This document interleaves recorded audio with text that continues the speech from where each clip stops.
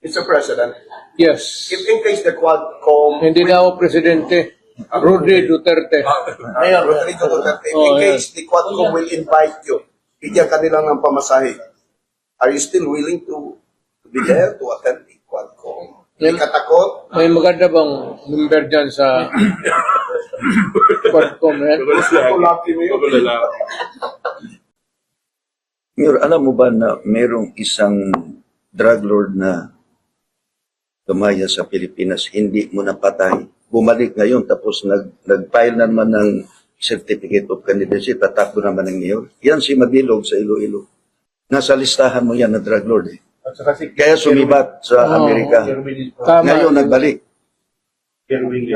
Si Mabilog. Nag-file na naman certificate of candidacy, tatakbo ng mayor sa...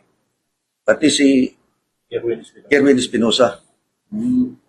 Mga drug lords na ngayon. Yes. Yung mga drug lords sa panahon mo. Sige, kasi may panahon-panahon man na walang drug lords. Ngayon, panahon ng drug lords. Totoo yun, panahon ngayon ng drug lord. Ako retired na. Ayaw ko nang gumulaw. Hindi na ako magpreparado, magipag-away. Hindi naman ako takot. But ayaw ko na kasi tapos na ang panahon na binigay ng Diyos sa akin. I was given the responsibility of being mayor, of being a prosecutor, mayor, president. Hindi, I cannot be the guardian